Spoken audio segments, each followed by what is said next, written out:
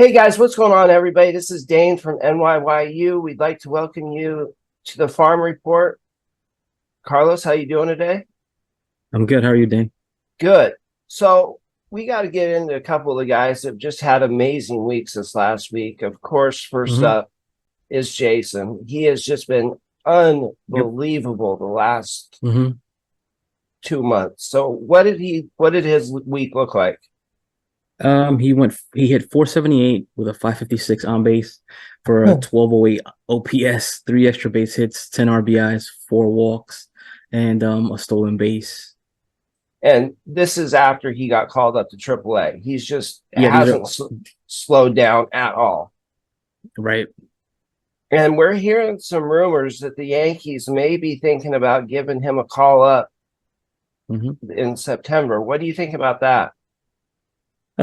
That's aggressive of the Yankees. But I mean, I don't think they're getting much out of Beta right now, and I believe they've unofficially waved the flag, waved the white flag, and are ready to look forward to 2024. Yeah. And I think Jason's going to be a huge part of that, whether that is in center field or left field.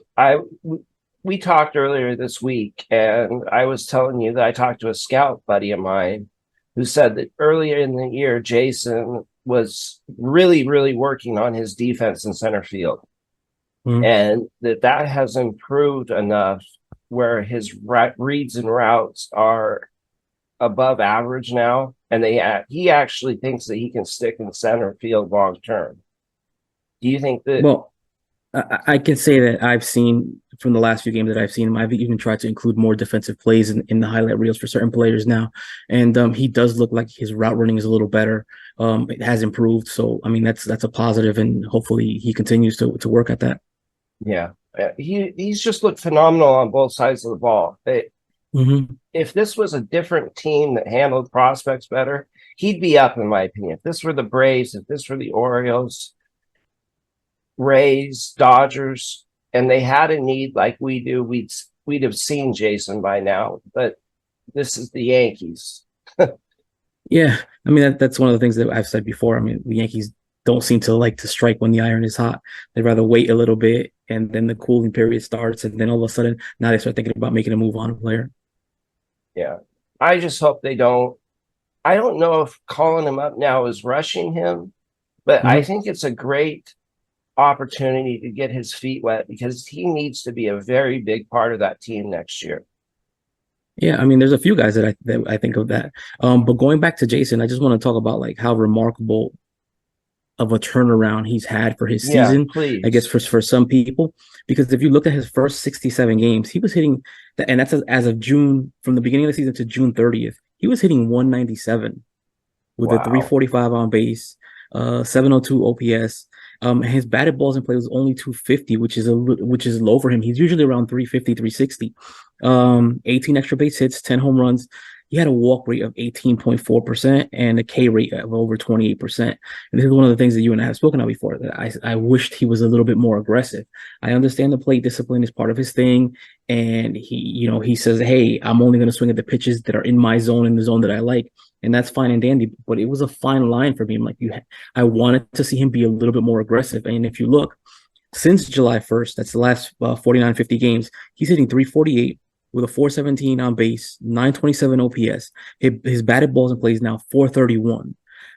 He's got 21 extra base hits, 5 home runs, 39 RBIs, 20 steals. His walk rate is just under 11%, and his strikeout rate is at 20%.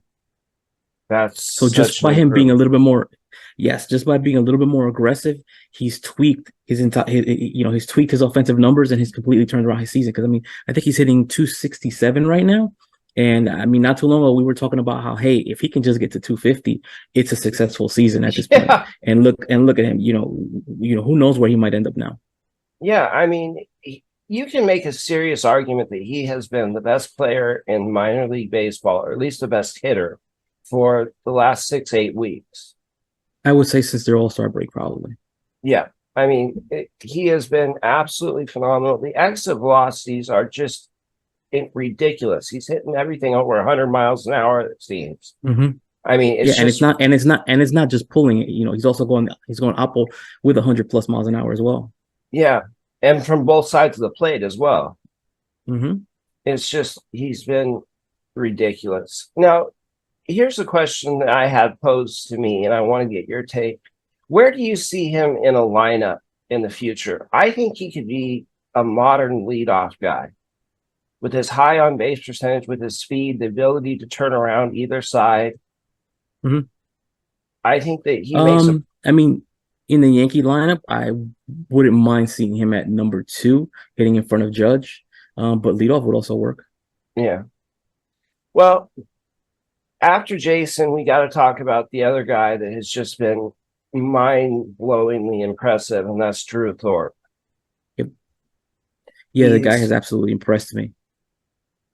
his first three starts in Double A have been a continuation of what he's done all year in High A. Hmm. Yep. He's got 30 innings pitched and or 21 innings pitched, 30 strikeouts, 2 walks. I mean, the guy is just toying with hitters. And how does someone be that good that quick? I mean, we've spoken about him before. I think he's pretty much a polished pitcher. He's about, I would say, like 90% complete. Um, there's not much for him left to do. And you and I have spoken about this. And I thought, hey, you know what? If I'm the Yankees, I give him a call up in the middle of September and let him get one or two starts just to see what's good. What can he potentially do? I would give him about 4 innings per start and say, hey, let me see what you can do. I mean, because the guy has been just absolutely phenomenal. I thought when he was at Hudson that he was just toying with hitters because he was just that much better. But he's pretty much doing the same thing at Yeah, Double he A, is. which is crazy. He is. He's just flat dominated. And I've watched all but 3 pitches, I think, of all 3 of his starts. And every pitch is with a purpose. He doesn't waste pitches. He sets everybody up. It's just, it's a different kind of pitching than we're used to seeing at Double A. It's so much more polished. It's funny because in a way he kind of reminds me of Mariano in that you know what's coming, right? With Yeah. Mariano, you knew the cutter was coming. With him, you know the changeup is coming, and yet they still can't hit it. No, that He changeup. sets it up beautifully. Yeah, and when he's at his best, like he was in his first start in Double A, his changeup and slider mirror each other. They tunnel off each other, which are 2 pitches you don't usually see that do that. But with his over the top arm angle, he has the ability to make those pitches have a downward shape. The last 2 starts, he's had a little more horizontal movement to the pitches, and he hasn't been at his best, but he still struck out 12 and 9. So Hmm. even without his best stuff, he's still dominating. Yeah, and I think who was the last game against? It was against Hartford, right? They had some of the Yeah, top players in that lineup, if I recall correctly, they did. making it that much more impressive. Yeah, and he just made their number one hitter. He struck him out, I think, 3 times on a total of like 13 pitches. You just made him look silly. Hmm. It was unreal. Hmm. I think that he's got a real shot to be in the rotation next year at some point. Absolutely, absolutely, without a doubt for me. Yeah, me too. Well, there's one other guy that has been ridiculously hot, and I'll be the first to admit I haven't been able to make heads or tails of what Ben Rice has been able to do. He has Hmm. completely changed what what he did the first 2 years he was in the system since he's been called up to Double A. He's showing so much more power. The swing decisions are elite. He's not chasing. He's making hard contact. I think he hit his 12th home run last night in just in Hmm. Double A. He did. Yep. So what do you make of him? I don't know. I think we've spoken about him before, and for me, he was pretty much just an on base guy, right? A guy that Right. walks. He hits line drives, left and right. But there really wasn't there wasn't much power in his bat up until that No. point where he came back from the IL. And then when he came off of the IL, which I don't know how long ago was it now, maybe 4 weeks or so ago, Mm-hmm. he has completely changed the narrative on the type of player that he is. He can actually pretty much be a legit first baseman right now with the power that he's showing. Yeah. The only thing that I've seen him struggle with is a little bit against left-hand hitters Yep. or Pitchers, yeah. left-hand pitchers, excuse me. But I think that is something that can be worked on because his approach at the plate is so advanced and he makes such good swing decisions. Mm-hmm. Maybe he hasn't faced a lot of good lefties coming up. I mean, I think that profile can get even stronger this winter. I think he probably goes to the AFL because he started late. Mm-hmm. And he missed some So, time on the IL. He missed a right. lot of time on the IL. So it makes sense to go to the Arizona Fall League and see what he Mm-hmm. does. Yep. Okay, so jumping into AAA, what did we see in AAA this week? Well, we already spoke about Jason. For me, he was a Right. player, not just the week, but the player of the system. Yeah. You had Florial hit 273, 876 OPS, 3 extra base hits, 6 RBIs, 8 walks, 2 stolen bases. Austin Wells also hit 273, 815 OPS, 2 extra base hits, a home run, 2 RBIs. The power continues to come for him at a good time because hopefully come September 1st, he'll be in the Bronx. Well, let's talk about Austin Wells for a second because we're hearing about him possibly getting called up and Mm-hmm. playing some first base. But Yeah. when Austin was asked a couple days ago, he said he hadn't heard anything about playing first base. What are they doing? I don't know. I don't know if maybe it's just BS that's just floating around. It was put out there by someone else because we've spoken about this before. You drafted a catcher. You knew he was a catcher. He's been in the system for what now? 3 years going on now. He Yeah. hasn't played a single rep at first base. There was never any talks of him moving to first base. He himself has said, "I want to continue to work at this. I want to be a catcher. I want to be a catcher. I want to be a catcher." And the Yankees have also said, "We're not moving you from there." So I don't know how all of a sudden now that he's knocking on the door last week, all of a sudden there's talk about, well, let's get him reps at first base. I don't know. Maybe it's just bullshit. I hope it is. I really, really do. But I think eventually he's going to have to play some first base because Augustine's coming. And And that's I think fine. And that's fine. But my issue with that is he's been in the system for over 3 years. Why wouldn't you have ever given him any reps at first base? I mean, all your other catchers have had it at first base, right? You've had Ben Rice playing first base. You even had Augustine Ramirez, who's never played first base. All of a sudden this year he's playing first base at Somerset. I don't get it. I don't Rodriguez has understand. played first base. A lot Absolutely. of So I don't get the reluctance of moving a prospect like a catcher and saying, "Hey, let's see if you can also play here." That's not going to be a permanent change right now, but let's at least give you reps here. right. And Don't get it. why do that at the major league level? It's the same thing they did with Cabrera, teach him the outfield at the major league level. They're having Peraza learn third base and second base at the major league level. I mean, it just when did we start thinking it's a good idea to start teaching new positions once they get to the big leagues? I mean, isn't that supposed to be the whole point of the minor league system? I thought so, but I guess I don't understand as well as I thought I did. Mm-hmm. It just makes absolutely no sense that No. they're just going to call him up and say, hurry up, go to first base. Here's the first baseman. Yeah, here's a first baseman. You're a catcher. Go over there. You should be fine. Mm-hmm. Are you kidding me? Anyway, sorry. Um, as far as the pitching in AAA, I know Clayton had a pretty good game. He's had 2 starts last week. He pitched to a 1.80 ERA. He pitched 10 innings, to give up 2 runs, 13 strikeouts, but he did have 8 walks. I think 5 of those came in one game. You also had Randy Vasquez. He had a really good game. I mean, I don't think he has absolutely nothing to prove at this level because he's already proven that he can pitch at the major league level. But he did throw 4 2/3 innings, gave up 1 run, 5 strikeouts, no walks. You also have Mitch Spence, who pitched 7 innings, gave up 3 runs, 10 Ks, 1 walk. And that's pretty much the only guys to mention on the pitching front. Mitch Spence is definitely growing on me as far as having a future role in the major leagues. Like we talked about before, I'm not sure where or what it's going to be, but I think he's got a major league future now. So the exciting news at AA to start with is Spencer Jones got called up. Mm-hmm. You knew about that a little bit before everybody else. So people on Twitter were fighting about who put it out first, who put it out Yeah. first. It doesn't matter. So he debuted yesterday. What did he do? Mhm. He had a multi-hit game. He went 2 for 4. I want to say two singles. And he scored a run, I believe.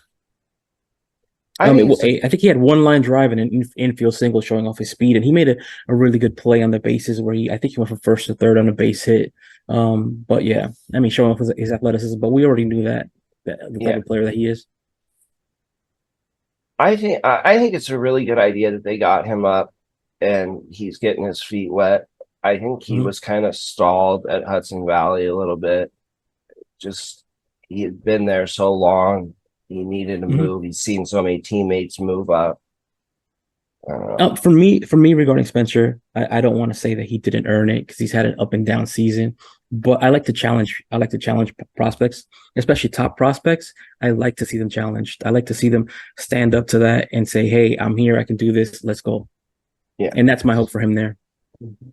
So who else at Double A did what? You had Grant Richardson, who also got promoted. He had a really good week. He had 417, two extra base hits, or two home runs, five RBIs. We spoke about Ben Rice. He hit 360 this week with 1167 OPS, four extra base hits, three home runs, seven RBIs. And then you had Caleb Durbin, who returned from the IL. He hit 286, an extra base hit, an RBI, four stolen bases. Augustin Ramirez hit 273, three extra base hits, a home run, four RBIs, three walks, and a stolen base.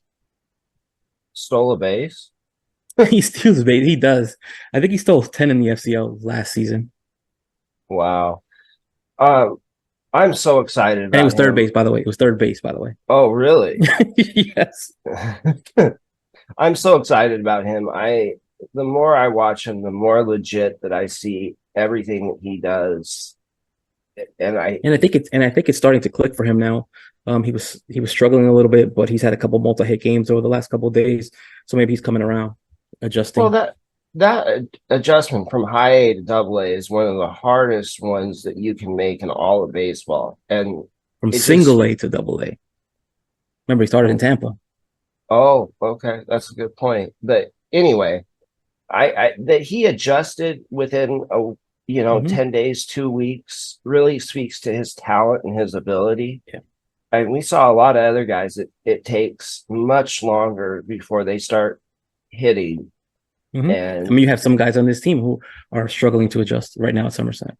yeah. We already spoke about Thorpe on the pitching side. Who else Hmm. had a good week down there? Uh, Richard Fitz threw six shutout innings, four strikeouts. Chase Hampton threw five shutout innings, six strikeouts. Matt Sauer threw 6 innings, one run, five Ks. Yoandre Gomez had his longest outing of the season. He threw five and two thirds with five strikeouts, two runs. And Jack Neely threw 4 innings, gave up no earned runs and six strikeouts, no walks. Now with Gomes, he's on the 40 man, and like we talked about, he's Mm-hmm. out of options. Don't Mm-hmm. you think that they have to call him up when the It roster gets absolutely makes sense. It absolutely because if I'm them, I would not want to lose him. A guy that's been on my 40 man for like I think like 3 years now, three? and Yeah, it is 3 years. never actually see him pitch at the major league level, especially since he pitched well in spring training and he's pitching well right now. Like I said, just he's just eclipsed another hurdle for him, which it's just pitching into the sixth inning. So let's see what he can do. I would call him up, give him let's say 2 innings out of the bullpen and just to see what he can do against major league hitting because he's pitched very well. He's been a top prospect on this team for so long. It'd be a shame to just lose him and never see what he could do. Absolutely, I agree with that. And we already touched on Thorpe, but one thing we forgot to mention about him is he is leading all of minor league baseball in strikeouts. He's got 160. Yeah, he's pitched 130 innings with 168 Ks to a 2.56 ERA, and he's 13-2, which speaks to him going about 6+ innings almost every start. Wow. There's nothing you can say negative about what he does. He just flat out No. performs every time he comes out. Mm-hmm. So Hudson Valley, it's been a slow week down there because they've seen so many of their best players get called up. What Mm-hmm. happened in Hudson I mean, Valley? and as far as Hudson Valley, they're a playoff team. They booked their ticket, but they're just a very different team now than they were in the first half. Last week, the best hitter was probably Jared Serna. He hit 300, two RBIs and extra base hits. Then you had Christopher Familia. He hit 294, an extra base hit, home run, two RBIs. Jesus Rodriguez, 273, three extra base hits, three RBIs. And as far as Familia, I just wanted to touch real quick. I think his brother passed away just a couple of days ago. I don't know if you saw that No, I down in didn't. Mexico. Mm-hmm. Oh, that's terrible. Um, but all three of those guys are also Rule 5 eligible. Is Cerna? I don't know if Yes, Cerna is. Cerna is absolutely. Okay. Cerna, they have to Well, protect. I would imagine they would protect Cerna. I don't know about Familia and Rodriguez, but I know Cerna, they probably do. I mean, he's one of the top 20 prospects. Easily. Mm-hmm. I think he was 11th or 12th on our list. He's just, Mm-hmm. he does everything well. He And does. yeah. So, anybody who did pitch well this week? Brendan Beck had a good start. On the pitching front, you have Brock Selvage. He threw six and a third innings, two runs, six strikeouts, no walks. Zach Messenger had a really good game. I think it was yesterday or Saturday. He threw four and two thirds, shutout innings, eight strikeouts. Clay Aguilar, who was an undrafted free agent, threw four and two thirds shutout innings, one walk, six strikeouts. You had Harrison Cohen who threw three and two thirds, one run, five strikeouts. He's really starting to grow on me. I really like him when he's coming out of the bullpen and what he's doing out there. Yeah, I've seen a couple of his bullpen appearances, and I like Mm-hmm. his stuff from the bullpen. Aguilar is another one that has looked really good too. Yes, he has. I don't have his complete numbers, but I know that he's been really good for over the last, I want to say, month and a half, and probably having a good season altogether. But I'd have to go back and look at it. There's so many quality arms in the system on both in Yep. the bullpen and starting pitching. It's ridiculous. Mm-hmm. Now, Tampa is that has not been pretty the last week either. They're in I'm transition, like I said last week. They're in transition. They have a lot of changes. All the draft classes coming in. Yeah, that's probably it. That's what I want to say at least. Down there you had Josh Moylan. He hit 357 this week. I think he's back-to-back player of the weeks for him from yeah, me. He had an RBI, two walks this week. You had Dari Arias, he had 286. Nelson Medina returned from the IL. You had Jordan Calderon, who threw five shutout innings, no walks, five strikeouts. Hayden Murta threw four and a third, six strikeouts, one run allowed. Osio Rodriguez was three and two thirds inning, one run, four strikeouts.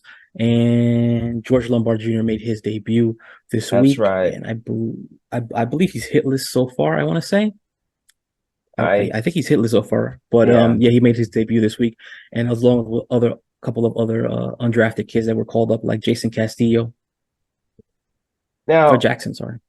yeah, the most interesting thing about Tampa this last week is with the FCL ending, who they Yeah, didn't call up. yeah, I really thought Kiner and Tejada and maybe even Willie Montero should have been called up. yeah. I think I tweeted that. I was surprised that Kiner didn't get called, Emmanuel Tejada didn't get called up, and Henry Lane, because Henry Lane has only thrown, I think, 21 innings this season. So I was hoping to at least see a couple starts from him at Tampa. That didn't happen though. Well, not yet. Yeah, not yet. I heard that they're still debating on who they're going to bring up for the last couple of Mhm. weeks and all that. And Let me as ask you we something. Let me ask you something. okay, So this is for next season for Tampa. So the Yankees have sort of created a problem here, right? Because next mm-hmm. season at Tampa, you're probably going to have George Lombard Jr. there at shortstop, and then you're also going to have Roderick Arias as well. What are you going to do? uh, what I think the Yankees will probably do is play Well, one what short. are the Yankees going to do? Yeah, what I think the Yankees are going to do is probably DH one game and have the other one play shortstop and go back and forth. I mean, that's a solution, but I think it's a terrible one because you would want your guy to get as many reps as possible at that position. The other thing that I'm thinking is they hope that Lombard gets hot to start and goes right to Hudson. But again, that's a Or hope. Well, he and Arias are almost the exact same age. Arias could easily be the one that got hot and got bumped up too. Or that, or that. Because they also have Tejada, who can play shortstop really well.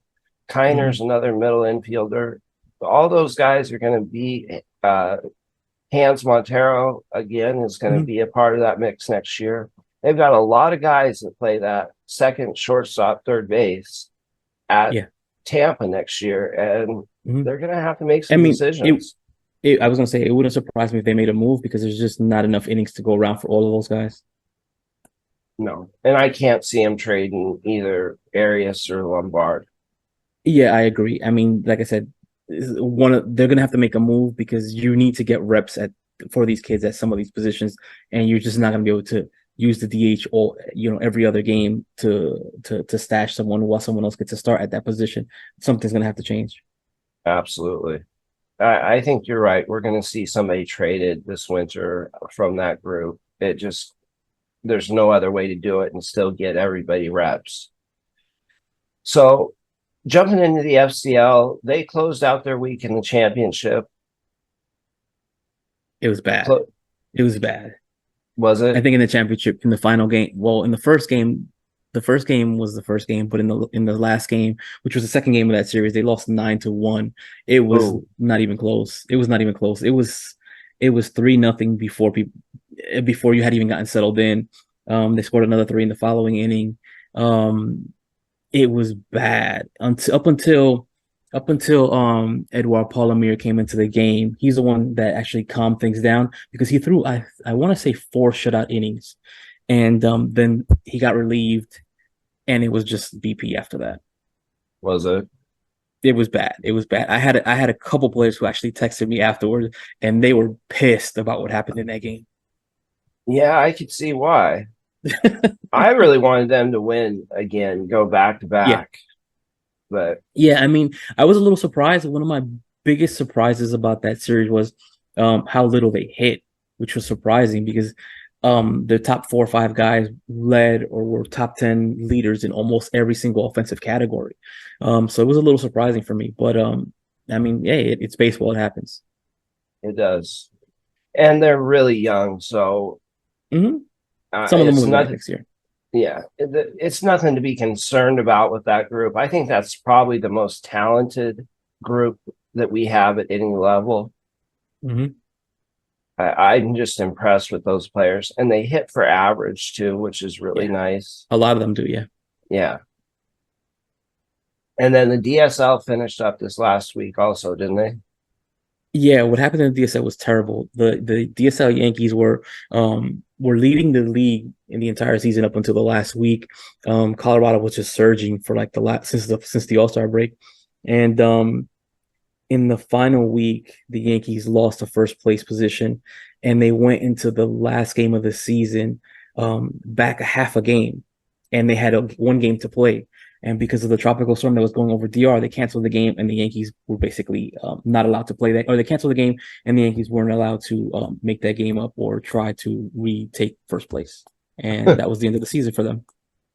That sucks. Yeah. So, did you want to touch on any of the players down there? No, not really. No. Well, guys, I think that'll do it for us this week. Sorry, it's a little bit shorter of a show. But Los, what else do we have coming this week? Same old. Pumping out videos. We have another show coming out this week. I got to figure out the schedule for when it will drop, though, but it'll be out this week. And wait, before we get, I want to thank everybody who did watch the episode on the IFA. That was a very big episode for us. It was. So I did want to thank everyone who watched, everyone who liked, everyone who shared, and thank you. Very much appreciated it. Yes, thank you guys all. We've had tremendous support. We've seen on Twitter, on Instagram. Thank you guys so much for your support. We're trying to give you guys some insight into the Yankee system, give you guys some hope for the future. The future is bright. It is bright. It's very bright. It is. And I know Yankee fans are very cynical, especially over the last few years, but the future is really bright. You're gonna get a starting pitcher. I promise you that. You're gonna get a couple of bullpen arms. This system is gonna produce for you. Yes. I'm very optimistic about that. I am too. I've been watching prospects for 20 years, the Yankees prospects, and this is the best and deepest group that I've ever seen them have, not only pitching, but hitting as well. Yeah. And I know one thing that I've seen some people saying online is that there's no true superstar within the system. That's not. And I would say that that's Jason. I mean, I know he had a rough first half of the season, but I still believe that Jason is going to be that guy. And while there may not be maybe multiple superstars within the system, there are a lot of guys who can be franchise pieces for at least a decade or so, kind of like a Brett Gardner. You know, he wasn't a superstar, but he was a guy you could rely on for 10, 12 years. Made some all-star games, that kind of stuff. Mm-hmm. The other guy that I do think has superstar potential is Roderick. Mm-hmm. I mean, for me, I want to see him at one of the affiliates. I'm very optimistic about him. I'm very hopeful. I'm very excited about what he can do, but I can't wait till he gets to Tampa. Right. I'm just saying, by his tool set and what we have seen, yeah, there is the possibility that he could be that superstar. Yeah. And let's hope that they call up some more kids. Yep. All right, guys. We're out of here for the week. All right, guys. Thanks. Can't make a promise, but I do my best. 25 sitting on 25 racks. Just got started, no, we ain't done yet. Bought a new crib, that's a goddamn flex. Sign that check. Told them last year that I've been up next. Can't take calls, but I send that text. From way downtown, but the shit's still wet.